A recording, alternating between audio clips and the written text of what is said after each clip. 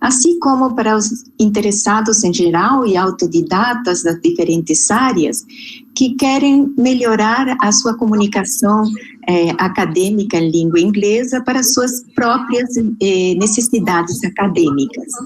Para aqueles que nos acompanham hoje e os que se integram pela primeira vez, meu nome é Laura Isarra, diretora adjunta da Aucani, e em nome de nosso presidente, professor Valmor Tricoli, dou as boas-vindas e agradeço a presença virtual de todos nesse ciclo que se realiza graças ao apoio da Embaixada dos Estados Unidos, do Consulado Geral aqui em São Paulo, dentro de seu programa English Language Specialist Program of U.S. State Department e do Regional English Language Office.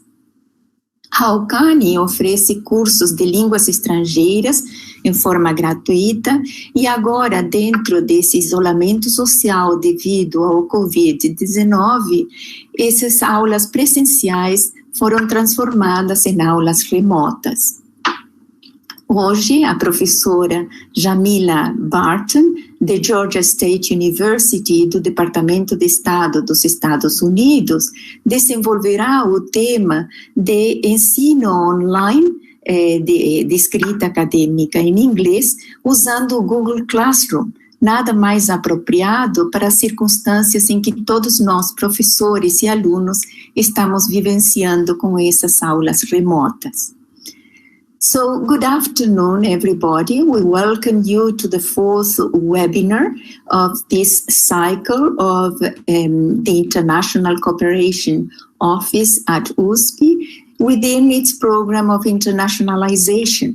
I would like to introduce you to my colleague, Professor Luciana Carvalho Fonseca, who is the pedagogical coordinator of Aucani Idiomas and responsible for this very important project of academic English.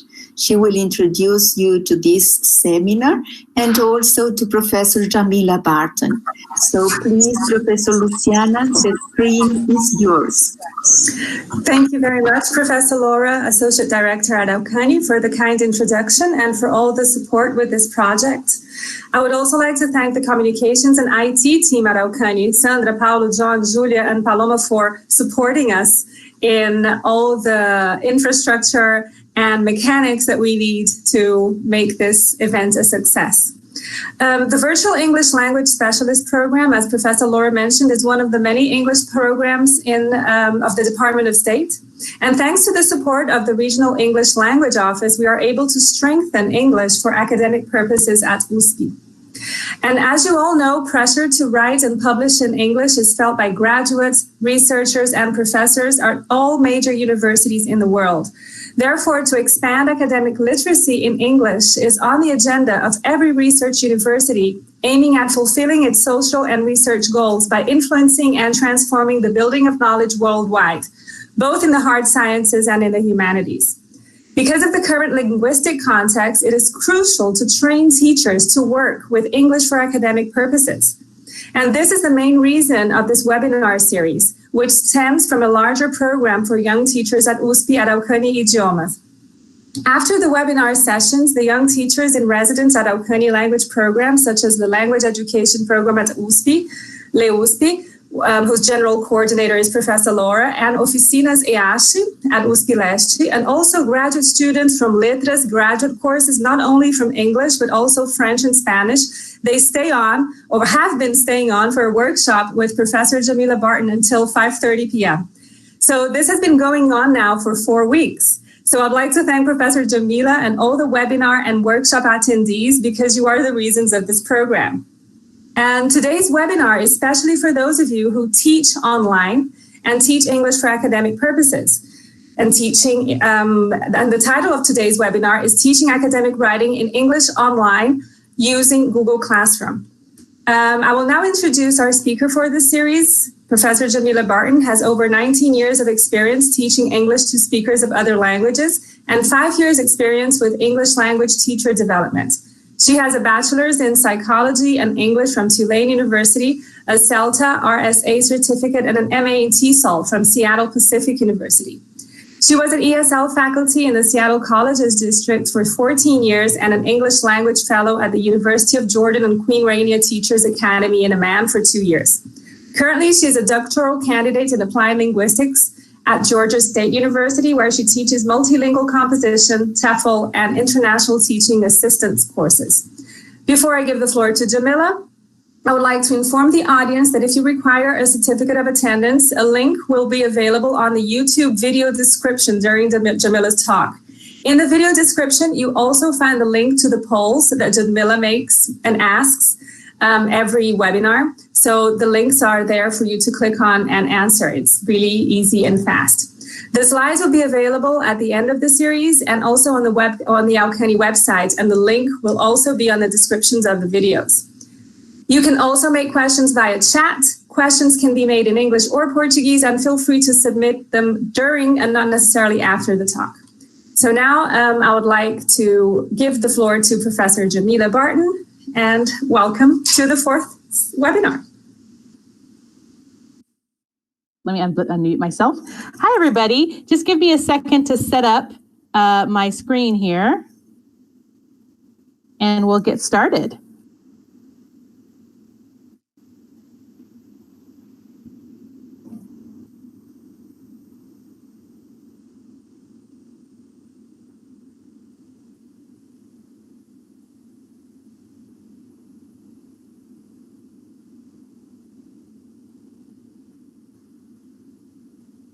Okay, let's begin. So welcome back to another topic in English for academic purposes writing. So because of COVID-19, today we're going to talk about teaching English as for academic purposes writing online using Google Classroom. So we're responding to our current situation that the world is in with COVID-19 and talking a little bit more about how do we use good pedagogical practices around second language writing in an online space. And so I have lots of activities and ideas for you today for your own teaching.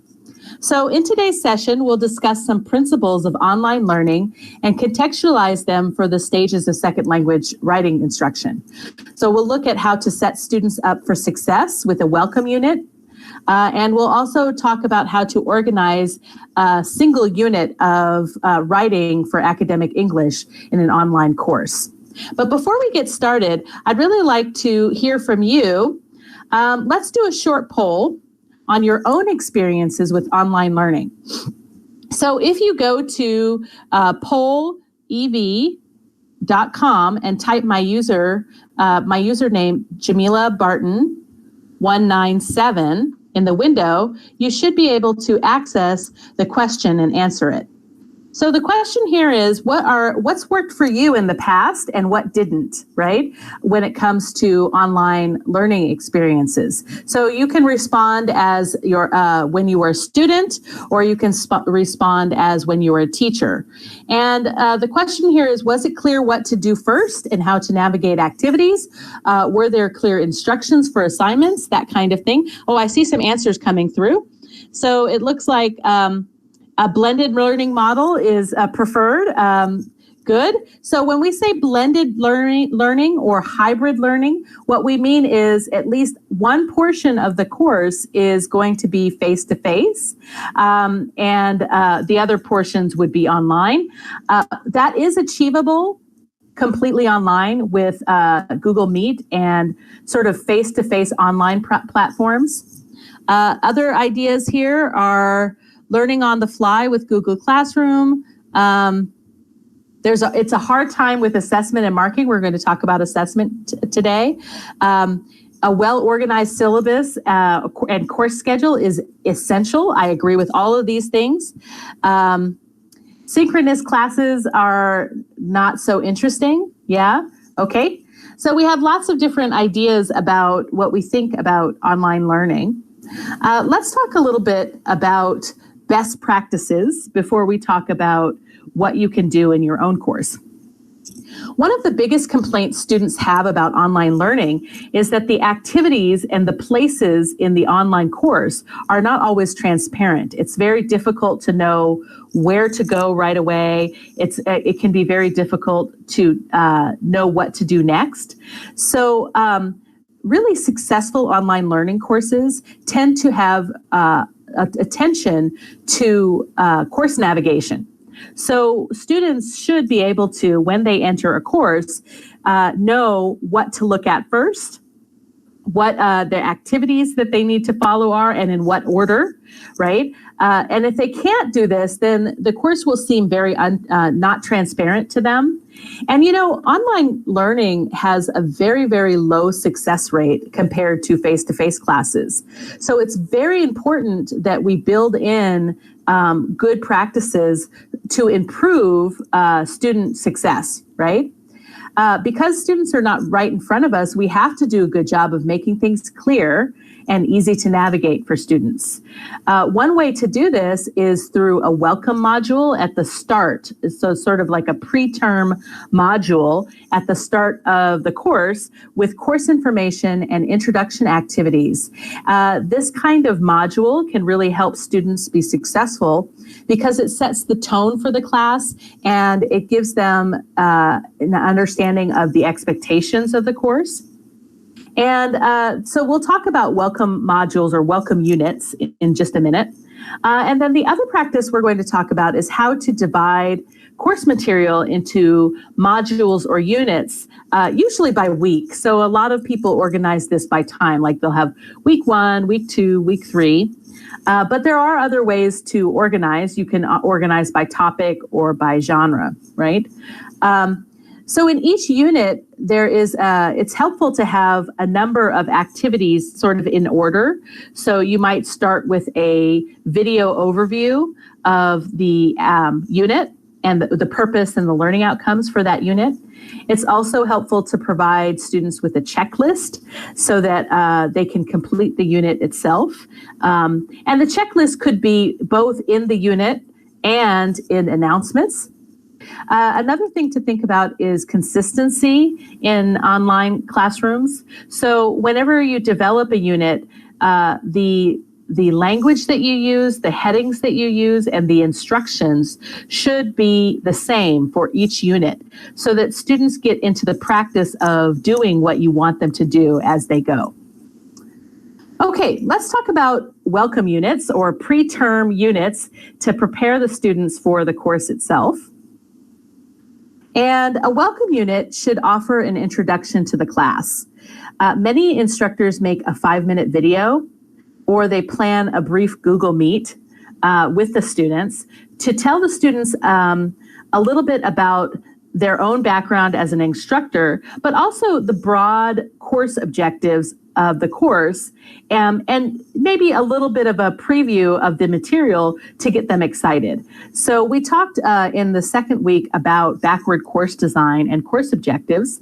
This would be a great place to tell students what you want them to be able to do when they finish this class. It would also be a great place to give them a preview of the types of writing that you plan to do with them and why. So having a sort of a course overview 5-minute video is a really great way to start a welcome module. After that, you might create a deconstructed syllabus. And a deconstructed syllabus is a syllabus that is kind of organized for online reading, where you take each separate topic from the syllabus and you create a separate page, right? So that students can see the broad headings for each of the syllabus topics and click on them as they like. The reason for doing this is that a lot of times students have to refer to syllabus information more than once throughout the course. And it's a lot easier to do this if the syllabus information is separated by pages, because the title of each page, the student can go directly to the title that they need to read about it. It's also a good idea to provide a printable syllabus so that they can print it for themselves at home. You can do this by PDF or HTML. I would not recommend doing this by using a Word document because you don't want students to edit or change what you've written on the syllabus. One cool activity that I'll show you in a little bit is you could do the syllabus as an infographic, so making it visual as opposed to a written text. All of these, the deconstructed syllabus and the printable syllabus is all designed to be more multimodal and visual for students who are trying to read online, because, reading online has a heavy cognitive load, right? It's a very exhausting. So the more that you can incorporate images and pictures, it will reduce the visual load that your students are trying to deal with. Finally, it's also helpful to include activities for students to do. One, so that you can collect information about your students. So I think we talked about needs analysis in the second week, where we talked about collecting information about students so that you can plan activities accordingly. Well, you could include survey as a quiz in Google Classroom, but it would be ungraded, of course. And the quiz questions could be questions about students' goals or their interests or their needs or their background. It also could include questions about the syllabus itself as like a little test. Did they read it, right? Because a lot of times with online learning, students don't always participate in every reading activity and task that they're supposed to do. They may skip things if they're not required to actually read and then be assessed on that information. So a quick syllabus quiz can really help make sure that students are reading the information. Another idea would be, especially for writing, to provide a short diagnostic, maybe provide them with a quick question that they have to respond to in a paragraph or an essay, or some kind of reflection task. There's two reasons for this. One, you can collect information about who they are. And then two, it really helps determine who are the strong writers and who are the weak writers, so that you can group students accordingly and also support students accordingly. Finally, you can also provide a help forum in the welcome module, and this could be something that's available at any point during the course. And this would be a place where students can ask questions and that you would respond to in 24 hours, or anybody could respond to, just to be open for everybody in the class. With my own online classes, I found that the help forum is absolutely essential, because a lot of times students have questions, and if you're not available, another student can answer it, and it will reduce the amount of time you spend answering emails. Managing the teacher's workload is an important issue in online learning. Okay, let's look at some activities. So this is an example of a syllabus infographic from an English composition course. And there's actually, if you follow the link, so when you get the slides, you're welcome to follow the link to, I think it's PictoChart. It's a free service that you can turn information into a visual. So this is actually a really great idea if you want to provide students with visual information about what you plan to do. This is from an English composition course in a university, like an undergraduate class. Okay, here are some examples of topics that might be separate pages in your welcome module when you create the deconstructed syllabus. So you might have a separate materials page saying, how to communicate with instructors and other students. So really important issues with online learning is to really set expectations about how you will communicate with students, because in an online space, students have unrealistic expectations about what instructors can do. So things that I tell students is how to access my office hours virtually. I also tell them my preferred email, because If they just use any of my emails, it can be a problem. I also tell them when and how often I will answer email so that they know, for example, I like to take my weekends off. So I tell them if they email me on Friday, they may not receive a response until Sunday evening, right? It's very good to do this so that students know what they can expect of you. Another topic that's really helpful for a deconstructed syllabus is course objectives, right? Required texts and course materials. Course expectations would be another really good page to have as a separate page. And in course expectations, you might say what students can expect from you and what you're going to expect from them. You also should probably talk about the course activities individually. So if you plan to do a certain number of written assignments, then you should explain those. And also if you plan to have an online synchronous meeting, meaning everyone meets at the same time in Google Meet, you should probably also tell them this as well. Grading and assessment would be a good page on its own so that they know how you will assess them and how you will grade them.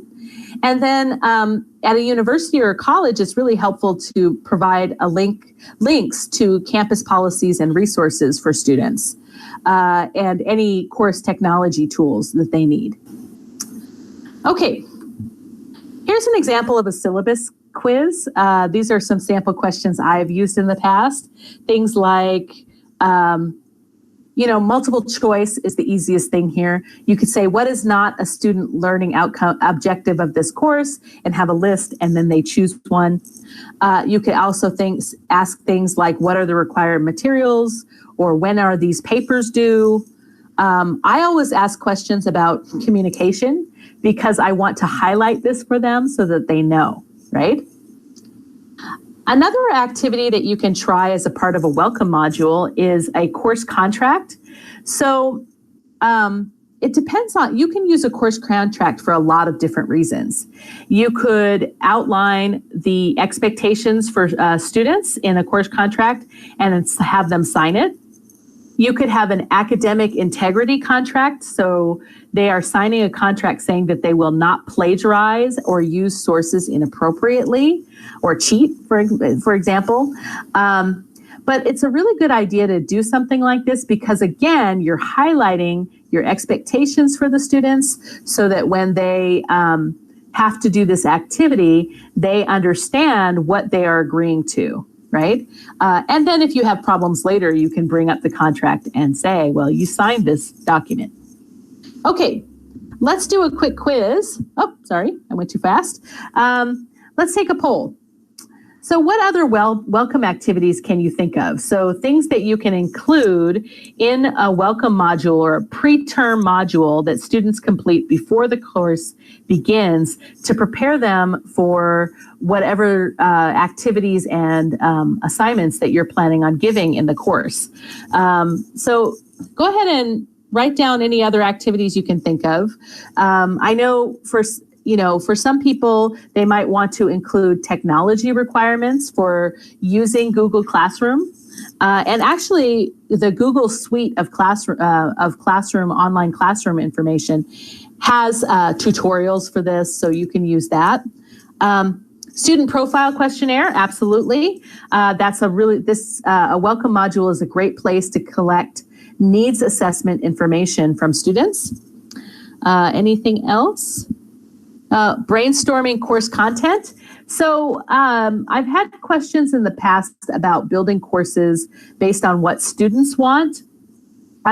Sure, an activity here in a welcome module could be, let's say you have an open curriculum, you could have a planning activity for what kind of genres that the students want to focus on. You could have a community rules setting activity, so where everyone sets rules together that the whole class will follow. But the idea here is that you're just kind of setting their expectations and getting them ready so that they can start the course successfully. Okay, let's go on. So once you have a welcome module in your course, you should probably start planning your second language writing instruction units. And one of the biggest decisions you'll make here is how you plan to organize your course material. So let's look at some ideas for organizing course material. Highland 2004 says that units of work in literacy courses are perhaps best seen as real-life activities or situations in which people do specific things through writing.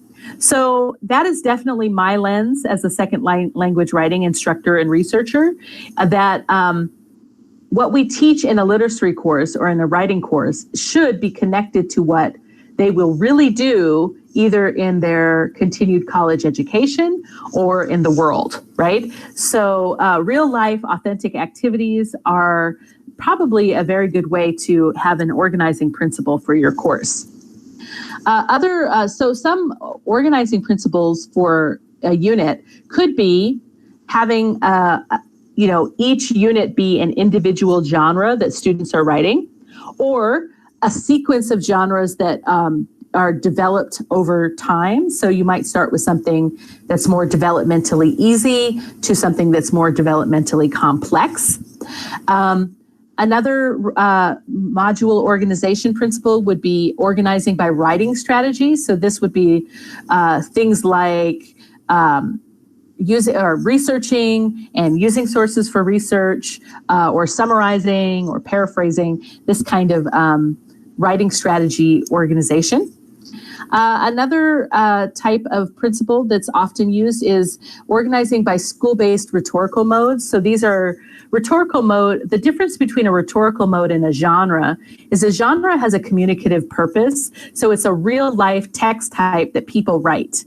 Whereas a rhetorical mode is a type of it's like a pattern that we use for organizing writing. So an example of this is narration, where this is a pattern that we use for telling stories, or classification. This is a pattern that we use for writing essays or reports where we classify different things. Argumentation, where what do we do when we write an argument, kind of thing. So that's another organizing principle. Okay. So let's do a little competition because we've talked about, so unit organization is highly related to one of the first webinar that we had where we talked about different second language writing approaches or writing instructional approaches. So I want to see how much you remember. So let's go through and try this out. Let's do a little competition. So you'll have a couple of questions here, and as you go, you'll have to see if you can remember what we talked about in the first week. So answer the questions within the time limit to see how much you remember. So first question, which second language writing approach would organize a course by genres?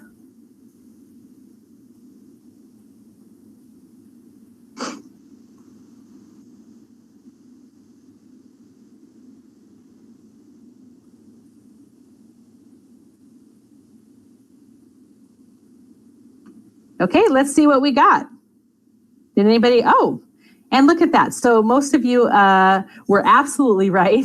A product-oriented a product-oriented approach is not the one that we would look at. It's actually a socio-literate approach that would be more appropriate for genre type instruction. Okay, let's go on to the next one.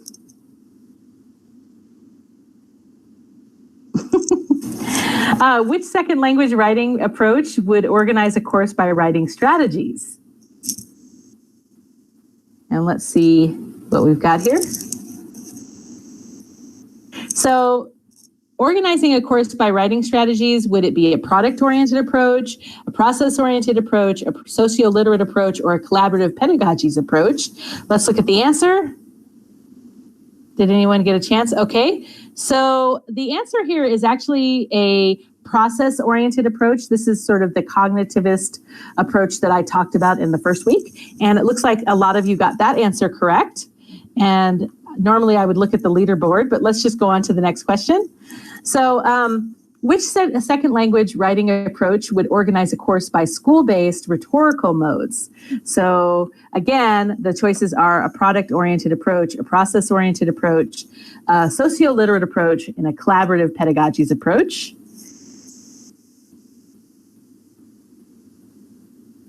Okay, and let's see how we did on that one.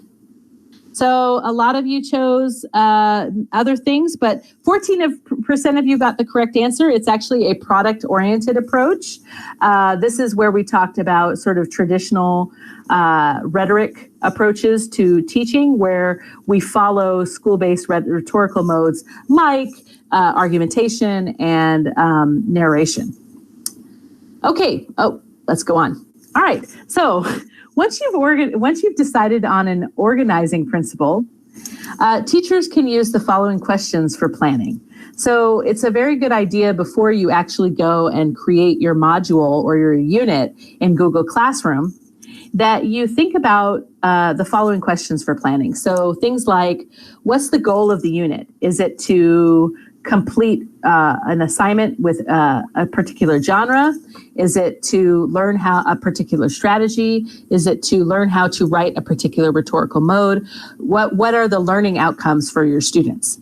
Another question you should think about is, once you know your learning outcomes, what activities are you going to have students do to accomplish the learning outcomes?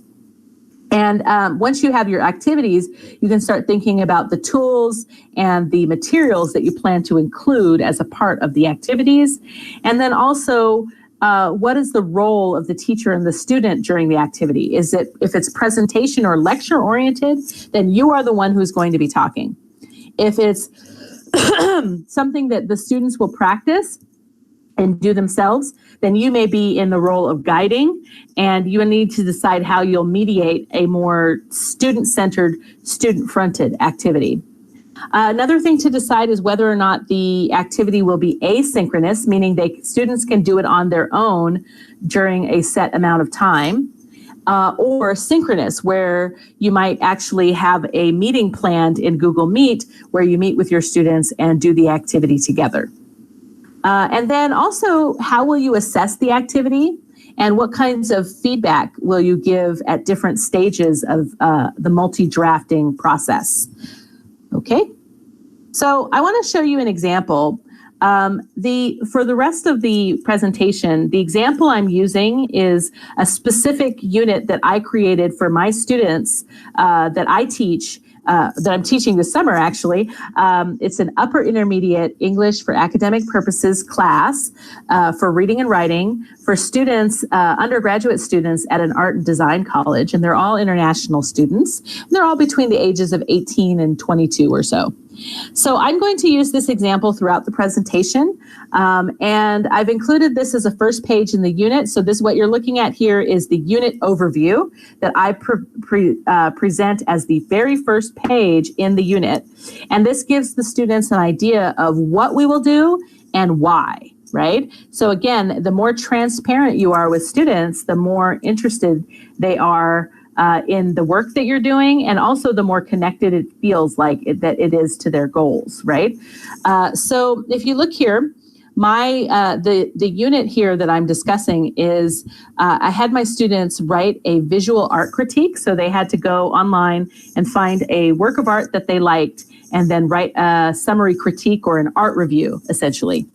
And so here on the unit overview, it says the purpose of this unit is to use descriptive and evaluative language to write a visual art critique. So that tells them what they're going to be doing in that unit.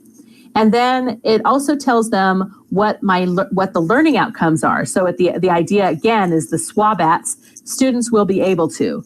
And you want to put this in the language of actionable items. So students will be able to describe works of art using spatial order and language for design principles. Students will be able to make use of evaluative adjectives, adverbs, and verbs to critique works of art. And students will develop positive and negative critiques using examples and explanation. So this is the unit overview that they see as the first page in the unit itself, and that sets their expectations about what we will do next. So the next thing I show them is a checklist, and this is a very long checklist, so I don't want to read it too much. You'll see a shorter list later.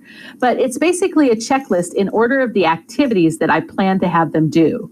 And it gives just enough information so that they know what the activity is. So it's important to provide this kind of checklist right after the overview of the unit, either as inside the unit as a separate page or as an announcement or both, because that's what students will use to check off the stages of completion in the activity. So if it's very step-by-step, then they can manage their own learning and they can follow the activities that you want them to follow step-by-step. So here are some activities that I use for English for academic purposes in a writing unit. And I actually follow the composing processes that a process-oriented approach recommends. So we'll discuss each of these in detail, but let me just give you a brief overview. So research into composing processes that writers follow suggests a number of things for teaching academic writing in English. First, students need to read and analyze models to determine the purpose, audience, and type of message of the text, as well as any rhetorical features and language use. So one of the first activities I do is a reading analysis. Second, students need instruction and practice activities in developing understanding of rhetorical and language features. So this is where I would do most of my instruction, and I usually do either through video lectures with quizzes. I always do quizzes after video lectures so I can ensure that students watch them, right? Or I will do an actual Google Meet where students and I meet together and we discuss, right? Then students should be able to be provided with opportunities for composing stages. So for pre-writing and planning activities, I would do some activities there. And then I would do activities for drafting. So one thing that's important is during the drafting stage, even though students are working individually, you should still provide scaffolding and teacher mediation to help them with the drafting process. And then teachers also should provide activities or places for students to reduce students' anxiety about writing. Either they write in class together or you work with them in student-teacher writing conferences to help them feel more comfortable with drafting and then with revision stages. Yeah. Okay, so let's actually talk about each of these stages separately. I'm going to give you an example of reading analysis activities that you can do. So, for example, reading analysis activities can provide learners with published and student models of writing in that genre that you plan to teach. And then you have them answer questions. And so some ways to do that in an online environment would be to have them meet in Google Meet for an entire class discussion, or have them break out in groups in Google Chat or Google Hangouts for group discussions, and then they submit whatever they learned. And or you could do sort of a ask a question activity. Google Classroom has, they don't call it a discussion forum, which is what some of us might be used to. It's actually called it Ask a Question. And so you can set up a little forum for discussion where they have to write about the readings that they read. Okay? Here are some example questions that you can have them write or talk about. Some rhetorical questions you can ask are, what is the purpose of the writing? Who is the audience? What is the purpose for communicating, right? What's the theme or the content in each paragraph? What makes the layout or the stages helpful to the reader when they're reading? Some language awareness questions are you could have them look at how connectives are used or what tense is used, right? This is actually language awareness activities would be a great place to use what we talked about last week, corpus consultation, right? We could bring in concordances and talk about how different features of language are used. Good. So let's actually look at my activity. So going back to the art review that I have my students do. This is an activity for reading analysis that I had them do. So I had them read a sample art review on, was on the Barong mask. So the artwork was the Barong mask, and then the review was about this mask. And I think it's in Fowler Museum in Los Angeles. So I just asked them 3 questions, really, because this is upper intermediate, and I didn't want to overwhelm them with questions. So what is the purpose of the review? What artwork is the review about? And what are some of the positive and negative critiques? So we look at these general questions, and then actually I met synchronously with them, and we went through the sample together. Okay. Let's actually take a break and talk a little bit about what you do for reading analysis activities to prepare students for writing in your classroom. What kind of questions do you have them ask? Do you do other activities besides raising awareness activities where they're answering questions, discussing and writing about models? So let's see what people have here. So some people provide images, or they have the students outline the sample text, or they use videos, okay? Or they talk about the text macro structure. Maybe in a more deductive way, you might actually provide them with the macro structure and then have them identify the pieces in the samples that you're looking at. Okay, good. So after reading analysis activities, it's really common for English for academic purposes instructors to then provide actual writing instruction in the specific features that you looked at in the reading analysis. So one teaching approach that many ESL teachers use is called PPP, or Presentation Controlled Practice, Open Practice. And so that's kind of what I would recommend is when you're providing instruction, you present on, the different features that you want students to be able to use. And then you provide guided, controlled practice with language features and with rhetorical features. And then a really good activity that I often use, which is borrowed from collaborative pedagogy's approach, is I often have my students do a group writing where they construct sort of a practice for their actual assignment. And then I give them feedback on the group writing, and that gives them a really good idea of what I'm looking for when I introduce the assignment. Okay, and let's take a look at what I did for the art critique assignment that I've been using as my little example here. So this is what I told the students about what art critiques are and what they're for. So I gave them examples of where you could find published writing that is like that particular genre.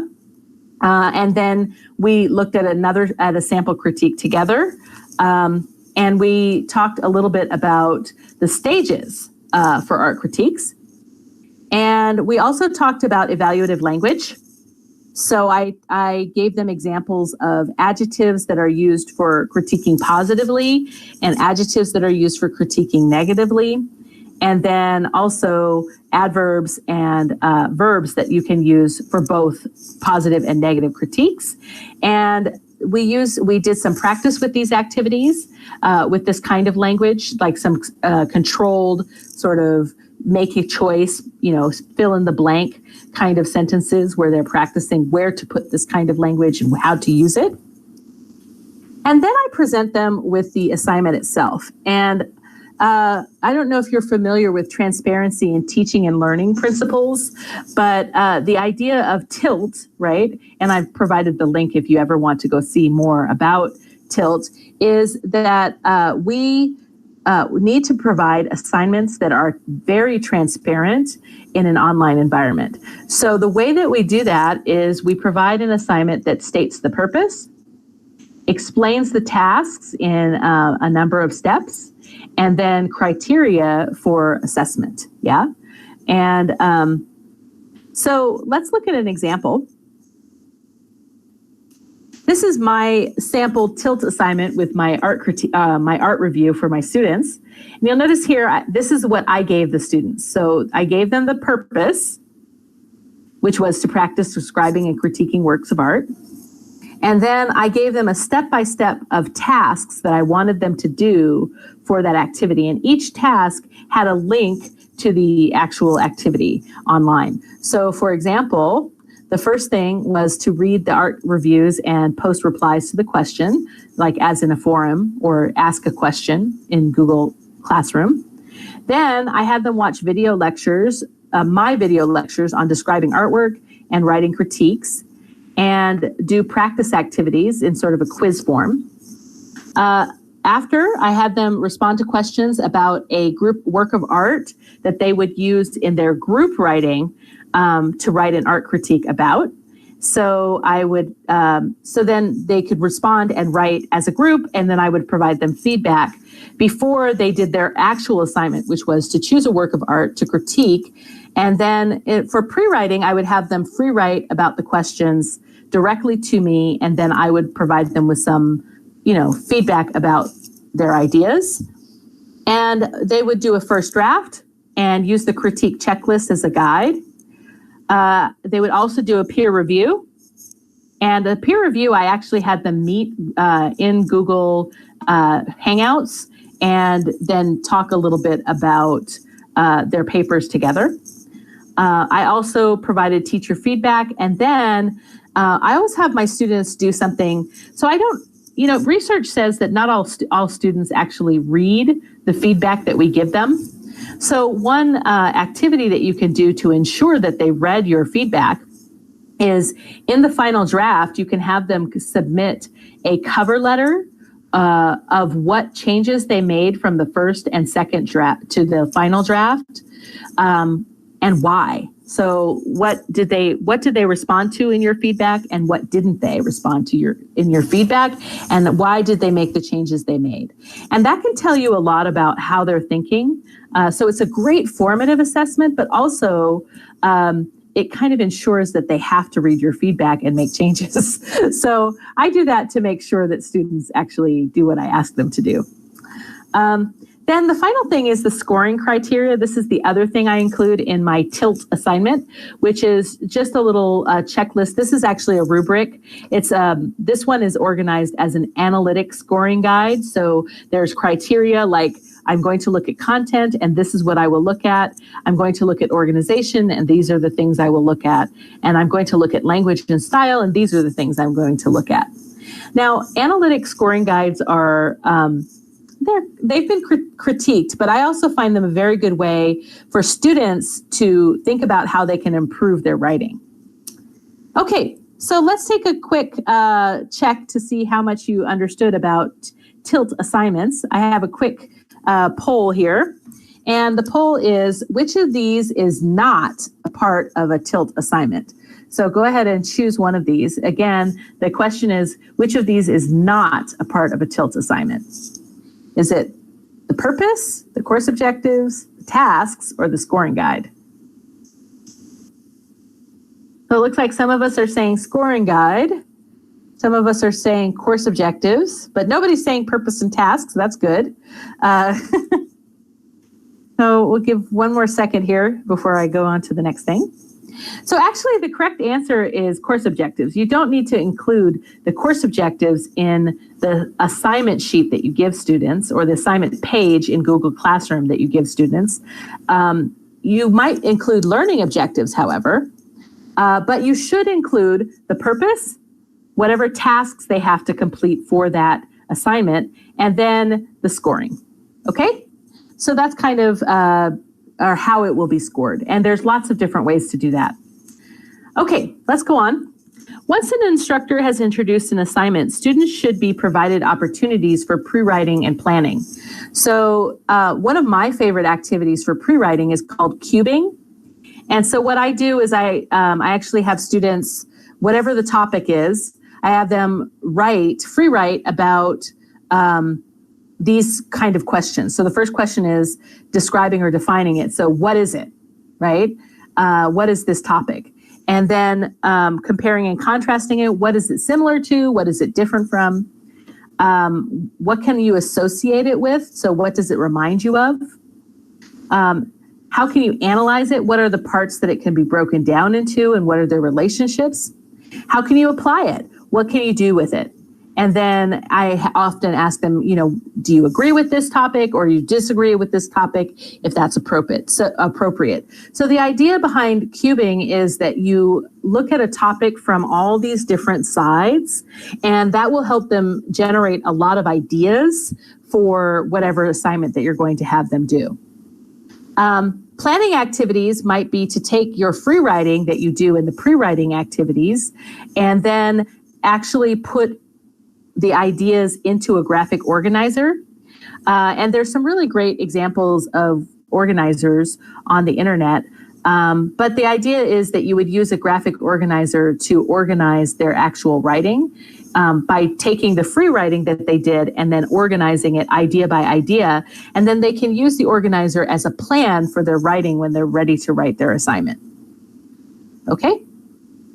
So after the pre-writing and planning stages, students should be given time to write multiple drafts. I actually have students, when I have students meet in the classroom, online classroom, and we do a little bit of free writing / organizing in class so that they have gotten a good start before they go home to write.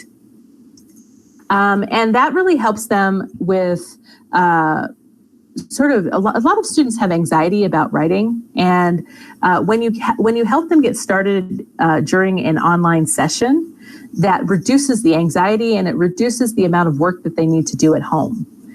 So during the drafting stage, the teacher can build in a number of scaffolds or mediation to help students.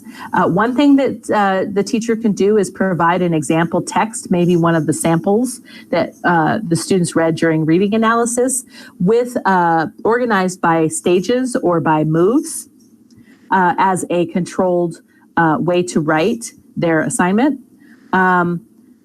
Teachers should provide feedback. So feedback does not have to be written. It can be oral, like as in a recording. Or you can meet with students directly in Google Meet. It's when you're giving feedback to students, here's some suggestions. First, decide in advance what to comment on and at what stage. So if you do more than one draft over time, you might comment on global content first, and then maybe sort of more detailed content next. And then maybe in the final draft, before the final draft, you would comment on language. One of the reasons I recommend that is because a lot of ESL students have more of their grammar focused on in their writing than they do content. And actually, what makes a really good writer is the content, not the grammar. So if you focus on form too early in the drafting process, the students will only focus on form and they will not change content. Yeah. One way to help students with your feedback is to not overwhelm them with feedback. So providing 2 or 3 global notes at the end of their document, and then maybe up to 5 sort of marginal comments. One thing I use is Microsoft Word, or you could do the same thing in Google Docs, where you open their document and then you can make comments by highlighting certain things in the document itself and then making comments on the side. I do that, but I try to limit my comments to only 5 comments in that one draft, because the more comments you make, the less likely they are to read them all. So the other thing is the way to deal with language errors. So I have 2 ways you can deal with language errors during feedback. One, you can just highlight the word that you want them to look up in COCA and have them actually look it up in COCA and see how to modify their writing. The other way is to actually use a proofreading guide with abbreviations or numbers or symbols, so that you're just putting the number, symbol, or abbreviation next to the error instead of the entire explanation. Now, I think I talked about this before. When you're working with students, it's really important to make sure that they are actually reading the feedback that you gave them. So I often do follow-up activities to feedback. I actually ask students to read my comments and free write about the changes that they want to make. Or in the final draft, I ask them to submit a memo addressing teacher and peer feedback and whether or not they decided to change change according to the feedback or not, and why, right?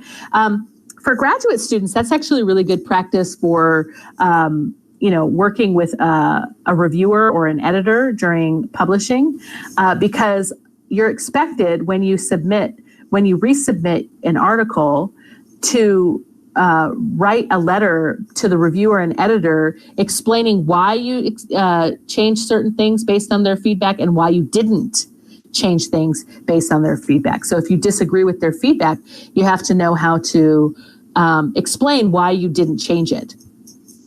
Okay, so here's an example of an exemplar text that I might give students for controlled guided drafting. So this is the art critique again, or the art review.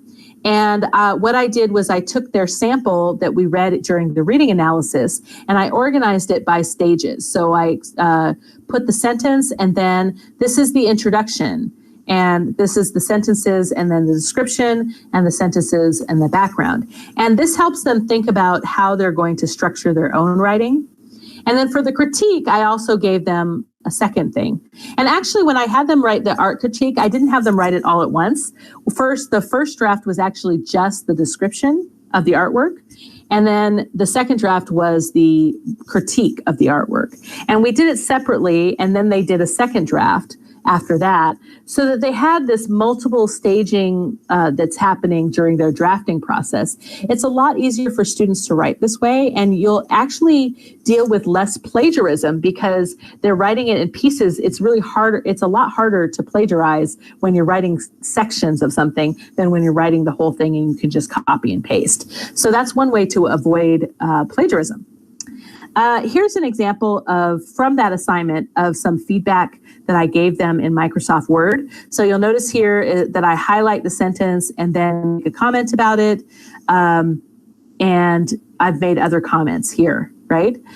So this isn't actually a student assignment. This is actually one way that I use to teach how to do peer review. So you can use that for both things. You can use an example of your own feedback to students to show them how to do peer review, but then also they can have their own feedback for their revising their drafts. Okay, another thing I do is this sample proofreading guide. So if I don't use corpus consultation, maybe because I think the students are too low a level, when I'm giving them language feedback, I will use these abbreviations as opposed to, and I give them this handout. So one thing I do to prepare them for the kind of feedback I give around language is I give them this guide. This guide is actually much longer. There's 20 things on this guide. And we actually correct the examples. So these are all example sentences that are incorrect, and we correct them together so that they know both what the symbol means and how to fix it. So that's a really good activity to do before you give them their feedback on their writing. Okay, let's do a little poll. How do you introduce writing and give feedback? So what kind of things do you do? Do you have students respond to your feedback? Do you actually give them organizers or writing frames or writing guides as they write? Do you conference with students? And do you set up some time to meet with each student to talk about their drafts? What kind of things do you do?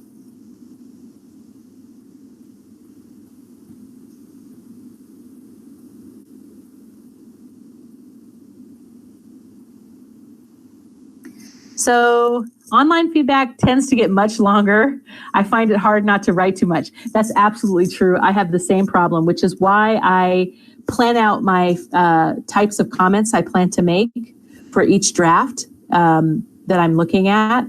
because if I don't plan it out, then I end up saying way too much. And students don't read very long comments. You have to be very concise and clear in your feedback.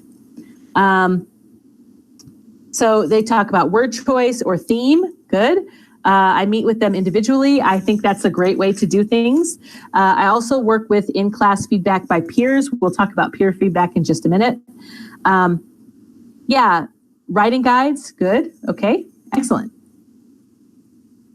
And feedback prompts, redrafts. Okay, good. And then using checklists. So another thing we'll talk about is how to use rubrics before you grade so that students know how you plan to grade, right? So let's talk about peer feedback.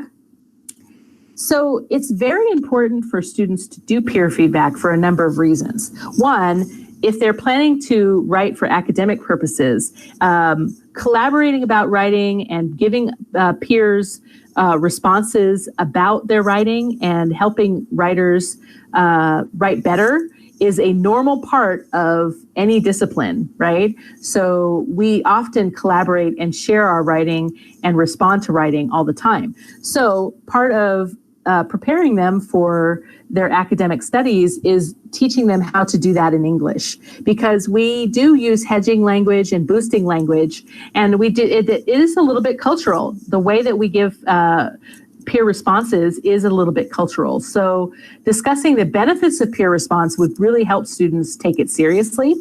The other thing that's really helpful about peer response is that it helps us, when we look at someone else's writing, it helps us get ideas for our own, not plagiarized ideas, but just kind of language ideas about how I might word something or what I shouldn't do. It can really help us with our own writing.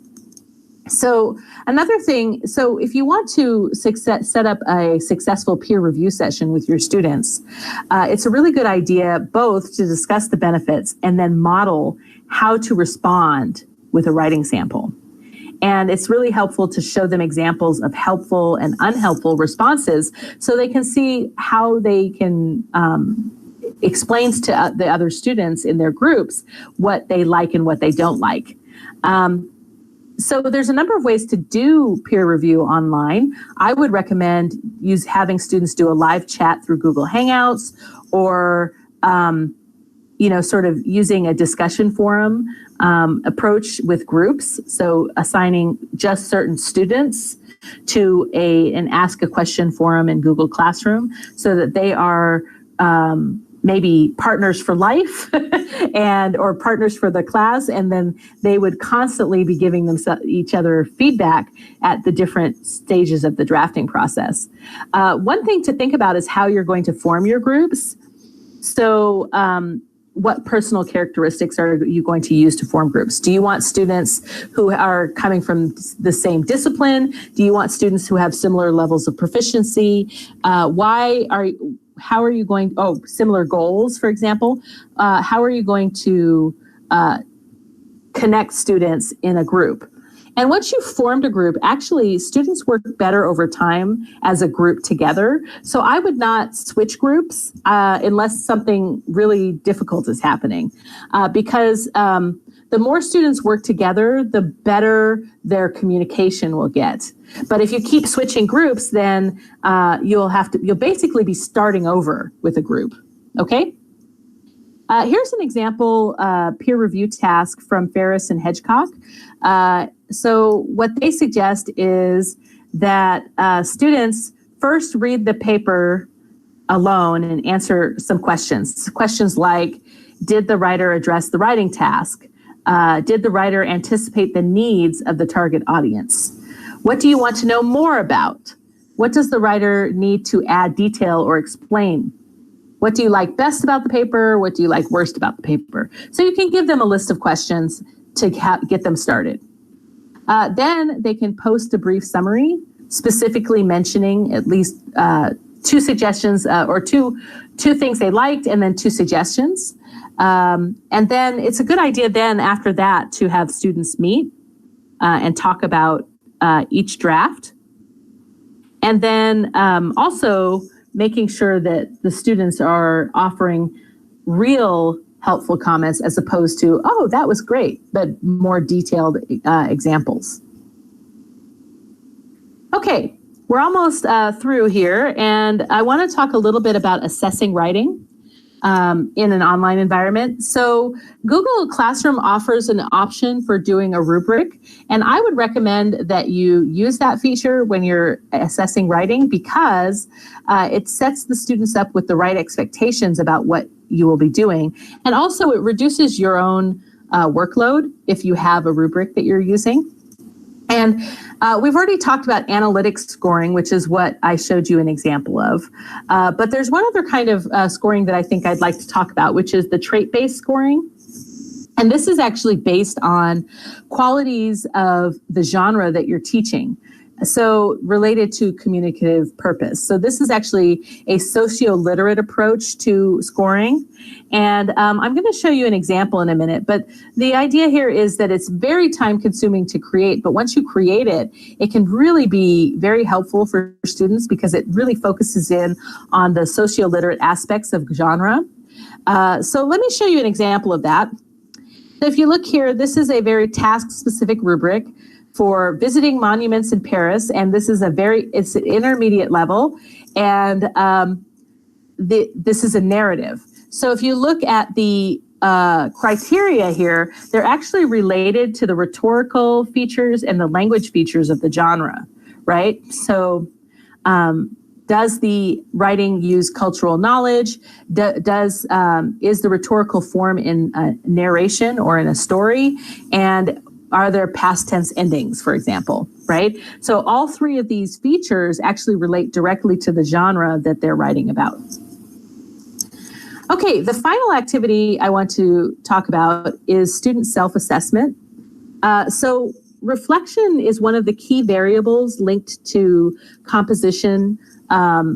Scholars, composition studies find that reflection is one of the key variables for students to transfer their writing skills to future studies. So if you want students to be able to use the writing skills that you're teaching them in the academic disciplines that they're going to, it's really helpful to have them do some post-unit reflection about their writing and about what they learned. So here's some activities that you can do. And this isn't just in the unit, this is like throughout the a writing course. The first one would be some kind of reflection survey of their writing experiences at the beginning of the course.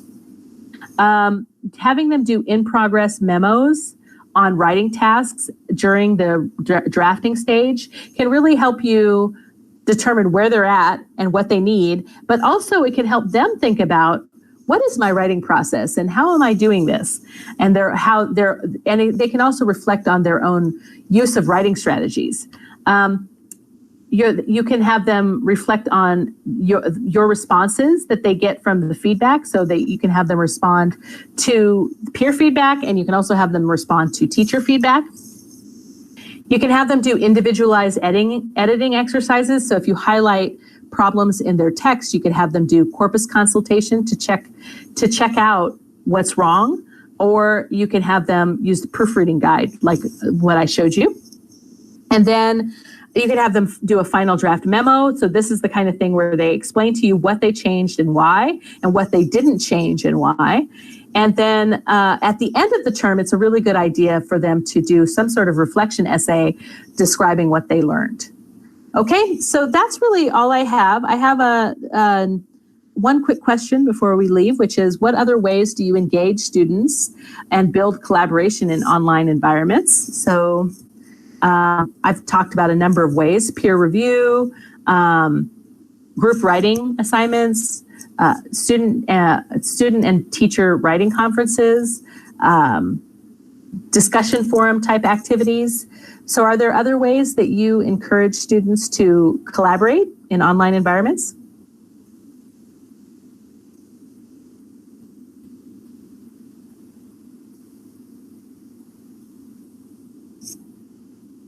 So someone said, I would like to know how to do this. So I've talked about a couple of activities that you can do for building collaboration. So one of them is, having students discuss during reading analysis. And One way to, so Google Meet does not allow for breakout rooms so that you can separate students into groups, but you can plan activities where students actually have to meet with each other outside of your regular classroom, online classroom time. So you might have them use Google Hangouts to meet. So I've seen some other things coming through, live chat and discussion, absolutely, debates, sharing examples of good writing, all of those things are great ways to engage your students and in collaboration. And collaboration is actually really important in an online learning environment because, learning online can feel very lonely unless there is a lot of collaborative activity set up in the course. So it's worth it to think about peer review and reading analysis activities, group writing activities, student-teacher writing conferences. These are all things that you can do to make students feel like you are there with them and they're not learning alone. Okay, so here are some useful references that you can see when Luciana posts these slides to the Aucani website. I'd like you to take a minute to do the webinar evaluation here. So go ahead and do that, and then I'll take some questions. So Luciana, do you have any questions that you'd like to share with me? Hi, Jamila. Thank you for your talk. This was very interesting for all of us who teach online because the challenge teachers are facing now is how to do things that were once done face-to-face, right, in an online environment. And collaboration, I think, is one of the main issues. And I think that the first questions that we have received show this. There are two people who are asking, how can you get students to interact online? And how do you operationalize group writing activities? So these two questions are very similar, and you've given some flavor on that, but maybe you would like to talk some more. Yeah, I wasn't specific about the technology. So one thing I do when I want to do group writing is I ask students to choose a platform to meet. So they can use free Zoom, they can use Google Hangouts, whatever they want to use, some kind of online platform where they can meet separately outside of me. And then I have them use a shared document. So Google Docs, if you set up a Google document, you can actually share it with anybody if you have their email address. And so what I actually have them do is actually have them use Google Docs to collaborate together. So they can be talking to each other video-wise and see each other. One of them can have their screen shared and they can both type, written and write together, right? And what's nice about that is that for teachers, when they do that, if they're signed up with their email address, you can actually go in the history and then see who typed what. So if you have a situation like sometimes I have where I have students that are not as engaged as other students, I can assign points based on how much work each of them did. Right? So that's I forgot to talk about that. But yes, Google Docs actually is really great for sharing and writing together. Great. There's another question on approaches, and this one asks, could you give ideas on how to teach EAP in an online environment for a project-based approach? So there is not really any difference between task-based and project-based that I understand. So what I was actually proposing is a task-based learning. Those are all task-based teaching activities. So when you do task-based, you want to make sure that the goal is clear and that it's a real-life activity that students will have to do outside of their writing. So writing out in their academic discipline or in their life some kind of way. Also, task-based teaching involves 3 stages. So the first stage is sort of this pre-task stage where you'll do some of the things I mentioned, which is like reading analysis and sort of instruction and preparing for the assignment. And then they have the activity stage where the students are actually doing the activity. This is the drafting stage for writing, right? And that's the stage where you would bring in teacher mediation, like feedback and guides to scaffold their writing and make it easier for them. And then the final stage would be sort of post-task reflection, where they really start thinking about what strategies worked for them, what strategies didn't work for them. So what I propose is actually task-based teaching. I mean, that's definitely one of my preferred methods for teaching writing. We have time for one more question because our time is up. This question is about the differences in, it's actually a bit of terminology that you use today that maybe some people need some clarification on. What is the difference between moves and rhetorical modes? Oh, yes. Okay, good. I'm glad you asked that question. Do you mind, Luciana? I want to move to the next webinar and then I'll answer that question because I know that we're almost finished. So for the final webinar, we're going to do academic writing strategies for graduate students. So I would actually like to collect some information from people who think they might attend that so that I know what you're really interested in, because that's a huge area. So I have another sort of little survey here. So you can go and do it on your own, or you can do it right now, but please answer those questions for me so that I can kind of plan for that webinar. So back to rhetorical modes and versus moves. So as I said, rhetorical modes come from this idea of argumentation and sort of classic rhetoric, where the idea is that you learn how to structure and organize thinking, right?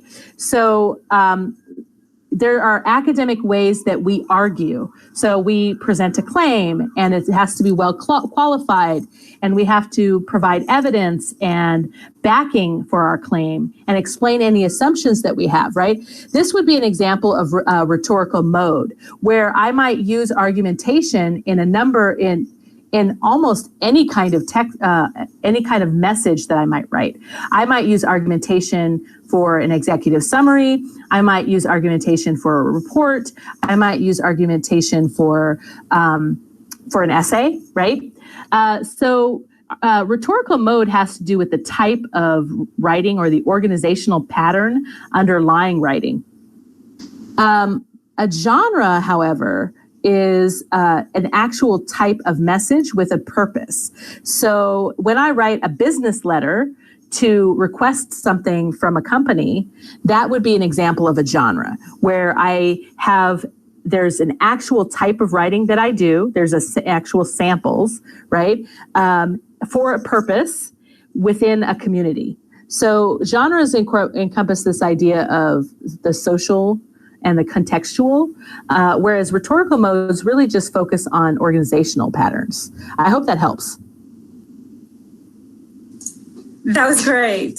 So thank you very much, Jamila, for today's webinar. I would also like to thank the audience and remind them that next week is our last webinar session. And please respond to the survey and poll that Jamila has showed us today. It will be in the video description so she can prepare the topics for academic writing strategies for graduate students, right? So that's the title of next week's webinar. So this is all for this afternoon. Thank you all very much for joining us and have a great day.